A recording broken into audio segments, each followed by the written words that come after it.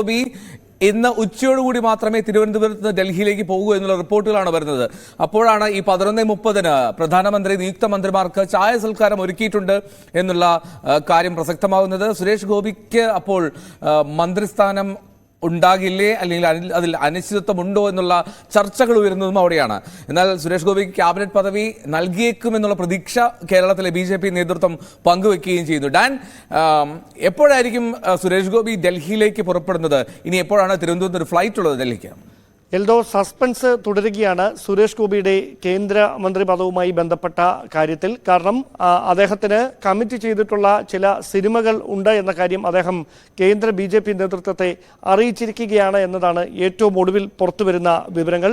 അങ്ങനെയാണെങ്കിൽ BJP കേന്ദ്ര നേതൃത്വത്തിന്റെ സമ്മർദ്ദം, പ്രത്യേകിച്ച് പ്രധാനമന്ത്രി നരേന്ദ്രമോദി സുരേഷ് ഗോപിയുമായി ഇക്കാര്യം കഴിഞ്ഞ ദിവസം തന്നെ ചർച്ച ചെയ്തിരുന്നു. അദ്ദേഹത്തെ ഡൽഹിയിലേക്ക് വിളിപ്പിക്കുകയും ചെയ്തിരുന്നു. സ്വാഭാവികമായി ഇന്ന് പുലർച്ചെ 6 മണിയുടെ വിമാനത്തിൽ അദ്ദേഹം ഡൽഹിയിൽ എത്തും എന്നായിരുന്നു വിവരം. 6 മണിക്ക് പുറപ്പെടുമെന്ന പ്രതീക്ഷയിൽ മാധ്യമപ്രവർത്തകരുടെ നീണ്ട നിര പുലർച്ചെ വിമാനത്താവളത്തിൽ ഉണ്ടായിരുന്നു. പക്ഷേ 6 മണിയുടെയും 8:30യുടെയും വിമാനത്തിനൊന്നും സുരേഷ് ഗോപി പോയില്ല. ഇനി തിരുവനന്തപുരം വിമാനത്താവളത്തിൽ നിന്ന് 12:30 ഡൽഹിയിലേക്കുള്ള വിമാനമുള്ളത്. സ്വാഭാവികമായി ഇന്ന് അദ്ദേഹം ഡൽഹിക്ക് പോകുമെങ്കിൽ 12:30 വിമാനത്തിൽ ഡൽഹിയിലേക്ക് തിരിക്കാനാണ് സാധ്യത. അങ്ങനെയാണെങ്കിൽ അദ്ദേഹവുമായി ബന്ധപ്പെട്ട കേന്ദ്രങ്ങളും അദ്ദേഹം ക്യാബിനറ്റിൽ എത്തുമോ എന്ന ചോദ്യങ്ങളോട് കൃത്യമായ സൂചനകളല്ല നൽകുന്നത്. അതുതന്നെയാണ് അതുമായി ബന്ധപ്പെട്ട ചില സസ്പെൻസ് നിലനിൽക്കുന്ന സാഹചര്യത്തിലേക്ക് കാര്യങ്ങൾ എത്തിച്ചിരിക്കുന്നതും. എന്തായാലും 12:30 തന്നെ സുരേഷ് ഗോപി തിരുവനന്തപുരം വിമാനത്താവളം വഴി ഡൽഹിയിലേക്ക് പുറപ്പെടും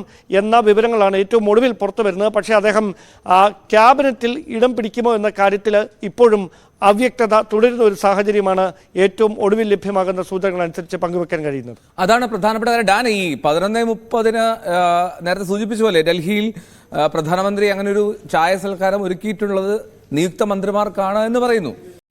അപ്പോൾ എന്താണെങ്കിലും 12 മണിക്ക് ശേഷമുള്ള വിമാനത്തിലാണ് സുരേഷ് ഗോപി പോകുന്നതെങ്കിൽ വൈകിട്ടത്തെ സത്യപ്രതിജ്ഞാ ചടങ്ങിൽ പങ്കെടുക്കുക എന്നതിനപ്പുറമുള്ള ഒരു റോൾ ഉണ്ടോ എന്നുള്ളതാണ് ഈ സംശയകരമായിട്ടുള്ള കാര്യം. ഈ സംസ്ഥാന നേതൃത്വവുമായി ബന്ധപ്പെടാൻ കഴിഞ്ഞിരുന്നോ? അവരെന്തെങ്കിലും സൂചനകൾ നൽകുന്നുണ്ടോ? എന്തെങ്കിലും പ്രതീക്ഷ പ്രകടിപ്പിക്കുന്നുണ്ടോ? വ്യക്തമായി പറഞ്ഞാൽ സംസ്ഥാന നേതൃത്വത്തിന് ഇക്കാര്യത്തെക്കുറിച്ച് ഒരു ധാരണയുമില്ല എന്നതാണ് വസ്തുത. കാരണം പ്രധാനമന്ത്രി നേരിട്ടാണ് സുരേഷ് ഗോപിയുമായി ബന്ധപ്പെട്ട കാര്യങ്ങളിൽ നേരത്തെ തന്നെ തീരുമാനങ്ങൾ എടുത്തിരുന്നത്. ഈ ക്യാബിനറ്റ് പദവിയുമായി ബന്ധപ്പെട്ട കാര്യത്തിലും സുരേഷ് ഗോപിയുമായി നേരിട്ട് സംസ്ഥാന നേതൃത്വത്തെ ഒരു തരത്തിലും ഈ കാര്യങ്ങൾ അറിയിക്കാതെ പ്രധാനമന്ത്രിയുടെ ഓഫീസിൽ നിന്ന് നേരിട്ടാണ് സുരേഷ് ഗോപിയെ ബന്ധപ്പെട്ട ഈ കാര്യങ്ങളൊക്കെ അറിയിച്ചുകൊണ്ടിരുന്നത്. ഡൽഹിയിലേക്ക് അദ്ദേഹത്തെ വിളിപ്പിച്ചതും അങ്ങനെ തന്നെയായിരുന്നു. അതുകൊണ്ട് വ്യക്തമായ ഒരു സൂചന സുരേഷ് ഗോപിയുടെ അടുത്ത വൃത്തങ്ങൾക്ക് മാത്രമേ ലഭിച്ചിട്ടുണ്ടാകുകയുള്ളൂ. പാർട്ടിയുടെ സംസ്ഥാന നേതൃത്വത്തിന് അതുമായി ബന്ധപ്പെട്ട യാതൊരു ഔദ്യോഗികമായ അറിയിപ്പുകളും ലഭിച്ചിട്ടില്ല. പക്ഷേ ലോക്സഭയിലേക്ക് ആദ്യമായി കേരളത്തിൽ നിന്ന് തൃശ്ശൂരിലൂടെ അക്കൗണ്ട് തുറന്നു എന്നത് സുരേഷ് ഗോപിയെ സംബന്ധിച്ചും പാർട്ടിയെ സംബന്ധിച്ചും ഏറെ അഭിമാനകരമായ കാര്യമാണ്. അതുകൊണ്ട് തന്നെ സുരേഷ് ഗോപിക്ക് ക്രൈസ്തവ ന്യൂനപക്ഷങ്ങളുടെ അടക്കം വോട്ട് വലിയ തോതിൽ തൃശ്ശൂരിൽ നിന്ന് ലഭിച്ചിരുന്നു. അതുകൊണ്ട് ക്രൈസ്തവ സഭകളുടെ അടക്കം വിശ്വാസം ഉറപ്പിച്ചു നിർത്തണമെങ്കിൽ സ്വാഭാവികമായി സുരേഷ് ഗോപിയെ കേന്ദ്രമന്ത്രിസഭയിൽ ഉൾപ്പെടുത്തേണ്ടത് അനിവാര്യതയായി മാറുകയും ചെയ്യും. ഇതെല്ലാം വിലയിരുത്തിക്കൊണ്ടാണ് അദ്ദേഹം ക്യാബിനറ്റ് പദവിയോടെ മോദിയുടെ 3ാം കേന്ദ്രമന്ത്രിസഭയിൽ ഉണ്ടാകും എന്ന തരത്തിലുള്ള സൂചനകൾ പുറത്തു വന്നുകൊണ്ടിരുന്നത്. പക്ഷേ അതുമായി ബന്ധപ്പെട്ട സസ്പെൻസ് ഇപ്പോഴും അങ്ങനെ തന്നെ തുടരുകയാണ് എന്ന് വേണം പറയാൻ. എന്തായാലും 12:30 വിമാനത്താവളത്തിൽ നിന്ന് അദ്ദേഹം ഡൽഹിയിലേക്ക് പുറപ്പെടുന്നതിന് മുമ്പ് ഒരുപക്ഷേ മാധ്യമങ്ങളോട് പ്രതികരിക്കാനുള്ള സാധ്യതയുണ്ട്. അങ്ങനെയാണെങ്കിൽ അപ്പോഴക്കാര്യത്തിൽ ഒരു വ്യക്തത ഉണ്ടാകുമെന്നാണ് സൂചന. ഓക്കെ, എന്നാണ് ഇന്നലെ സുരേഷ് ഗോപി ന്യൂസ് 18നോട് പ്രതികരിച്ചിരുന്നു. ശ്രീ പത്മനാഭസ്വാമി ക്ഷേത്രത്തിൽ ദർശനം നടത്തിയ ശേഷമായിരുന്നു സുരേഷ് ഗോപിയുടെ പ്രതികരണം. അതെന്താണ് എന്നുകൂടി നമുക്കൊന്ന് കേൾക്കാം. പ്രത്യേകിച്ചും മന്ത്രിസ്ഥാനത്തെ പറ്റി പറഞ്ഞത് അത് ദേശീയ നേതൃത്വം പറയുന്നത് അനുസരിച്ച് എന്നുള്ളതാണ്. താൻ തൃശ്ശൂരിന് മാത്രം MP അല്ല എന്നും കേരളത്തിന്റെ MP ആണ് താനെന്നും സുരേഷ് ഗോപി ഇന്നലെ ന്യൂസ് 18നോട് പറഞ്ഞു. 2025 കേരളത്തിന് എയിംസ് വരുമെന്നും എയിംസിന് യോഗ്യമായിട്ടുള്ള സ്ഥലത്തെക്കുറിച്ച് 2016 തന്നെ മുഖ്യമന്ത്രിയുമായി സംസാരിച്ചിട്ടുണ്ടെന്നും ദർശനത്തിന് ശേഷം സുരേഷ് ഗോപി പറഞ്ഞു. തൃശൂർ തെരഞ്ഞെടുത്തയച്ച് MP-മാർ പ്രവർത്തനം ചെയ്തതുമായി ഒരു തുലനം സൃഷ്ടിക്കണം. ആ തുലനം മറ്റ് 19 മണ്ഡലങ്ങളിലെയും വോട്ടർമാരുടെ മനസ്സിൽ വ്യതിചലനങ്ങൾ സൃഷ്ടിക്കണം. അതാണ് ഞാൻ അരാഷ്ട്രീയം കൊണ്ടുദ്ദേശിച്ചത്. പ്രാപ്തി അളക്കണം, പാർട്ടിയുടെ പ്രാപ്തിയല്ല.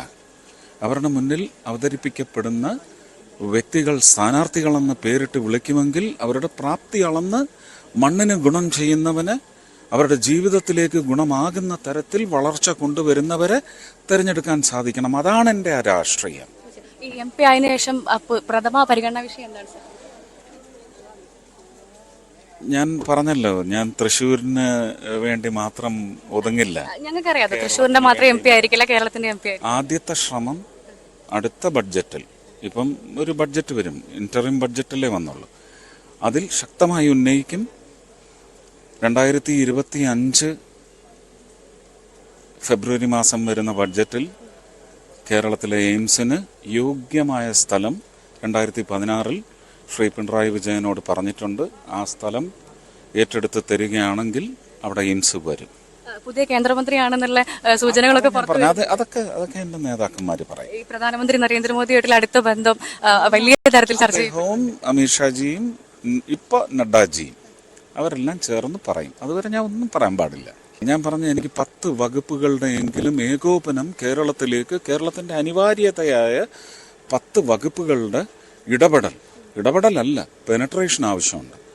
ആ പെനട്രേഷൻ 10 വകുപ്പുകളിൽ നിന്ന് 5 മന്ത്രിമാർ വഴിയാണ് വരുന്നതെങ്കിൽ ആ 5 മന്ത്രിമാരെയും എനിക്കിവിടെ നിരന്തരം കൊണ്ടുവന്ന് ഈ അത്യാവശ്യകതയുടെ വലിപ്പം, ആഘാതം, അതിൻ്റെ ഭാരം എത്രയാണെന്ന് ധരിപ്പിച്ച് ഒരു 3 വർഷം കൊണ്ട് അത് തിരുത്തുമാറ് പുതിയ വ്യാഖ്യാനങ്ങൾക്ക്, വികസനത്തിൻ്റെ വ്യാഖ്യാനം എന്ന് പറയുമ്പോൾ സിമൻറ്റും കമ്പിയും കട്ടയും കല്ലും ഒന്നുമല്ല, അതിനപ്പുറം ഒരു വികസനമുണ്ട്. അത് കൊണ്ടുവന്ന് സാധ്യമാക്കുന്നതിന് വേണ്ടുന്ന ഇടപെടൽ, അതിനൊരു കോ ആക്ടർ അല്ലെങ്കിൽ ഒരു കറ്റാലിസ്റ്റായിട്ട് വർക്ക് ചെയ്യണമെന്ന് തന്നെയാണ് എൻ്റെ ആഗ്രഹം. പരിഹസിച്ചവർക്കും വിമർശിച്ചവർക്കും ഒരു മറുപടിയല്ലേ ഈ വിജയം? അവരൊക്കെ സമാധാനമായിട്ട് ഇനി ഒരു 10-25 വർഷം കിടന്നുറങ്ങട്ടെ. ഭവ്യ പാർവതിയോടാണ് സുരേഷ് ഗോപി ഇന്നലെ പ്രതികരിച്ചത്. ഡാൻ, ഈ സുരേഷ് ഗോപിയുടെ ആ വാക്കുകളിൽ ഒരു കാര്യം വ്യക്തമാണ്. കേന്ദ്ര നേതൃത്വം പറയുന്നത് പോലെ കാര്യങ്ങൾ തീരുമാനിക്കും, മന്ത്രിയാകാൻ അത്തരത്തിലുള്ള സാഹചര്യം. പക്ഷേ ഇതിനിടയിൽ ഇപ്പോൾ ഡാൻ സൂചിപ്പിച്ചതുപോലെ ചില സിനിമകളുമായിട്ടുള്ള കരാറുകളുണ്ട്, അപ്പോൾ അത് പൂർത്തിയാക്കേണ്ട സാഹചര്യമുണ്ട് എന്നൊക്കെ പറയുന്നു. പക്ഷേ അപ്പോൾ ഉയരുന്നൊരു ചോദ്യമുണ്ട്. ഈ തെരഞ്ഞെടുപ്പ് സമയത്ത് പ്രചാരണ ഘട്ടത്തിൽ BJP ഉയർത്തിക്കൊണ്ടുവന്ന ഏറ്റവും വലിയ കാര്യം, കേരളത്തിൽ നിന്ന് ഒരു MP ഉണ്ടായാൽ ക്യാബിനറ്റ് പദവി ഉണ്ടാകും എന്നുള്ള പ്രചരണം അത് സജീവമായിരുന്നു, തിരുവനന്തപുരത്താവട്ടെ തൃശ്ശൂരിലാവട്ടെ.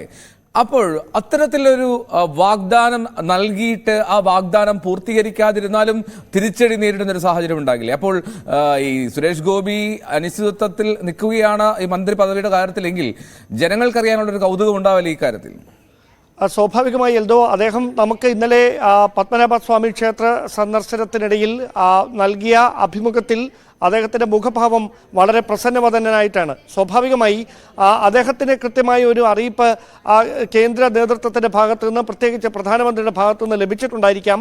അതിനും അപ്പുറത്തേക്ക് ഇന്ന് എല്ലാ മന്ത്രിമാരും ഇന്ന് സത്യപ്രതിജ്ഞ ചെയ്യുന്നില്ല, 30 പേർ മാത്രമാണ് എന്ന വിവരങ്ങളാണ് പുറത്തു വരുന്നത്. അങ്ങനെയാണെങ്കിൽ വരും ദിവസങ്ങളിലും അതിനുള്ള സാധ്യത അങ്ങനെ തന്നെ തുറന്നു കിടക്കുകയാണ്. എന്തായാലും സുരേഷ് ഗോപി കേന്ദ്രമന്ത്രിസഭയിൽ ഇടം പിടിക്കുമെന്ന കാര്യത്തിൽ ഏറെക്കുറെ ഒരു ധാരണയായിട്ടുണ്ട് എന്ന തരത്തിലുള്ള സൂചനകളാണ് പുറത്തു വന്നുകൊണ്ടിരുന്നത്. പക്ഷേ അദ്ദേഹത്തിൻ്റെ വ്യക്തിപരമായ സൗകര്യങ്ങൾ കൂടി, അല്ലെങ്കിൽ അദ്ദേഹത്തിൻ്റെ വ്യക്തിപരമായ താല്പര്യം കൂടി ഇതിൽ പ്രധാനപ്പെട്ട ഒരു പരിഗണനാ വിഷയമായി വരും. ആ കാര്യത്തിൽ മാത്രമാണ് അനിശ്ചിതത്വം തുടരുന്നത്. കാരണം കേന്ദ്ര നേതൃത്വം കൃത്യമായി എൽദോ നേരത്തെ സൂചിപ്പിച്ച പോലെ കേരളത്തിൽ അക്കൗണ്ട് തുറക്കുന്ന സാഹചര്യം ഉണ്ടായാൽ നിർണായകമായ പദവിയിലേക്ക് സ്വാഭാവികമായി അങ്ങനെ തെരഞ്ഞെടുക്കപ്പെടുന്ന MP-മാർ ഉണ്ടാകുമെന്ന കൃത്യമായ രാഷ്ട്രീയ പ്രചാരണം നടത്തിയതാണ്. ആറ്റിങ്ങലിലും തിരുവനന്തപുരത്തും തൃശ്ശൂരിലുമൊക്കെ നമ്മളത് കണ്ടതുമാണ്.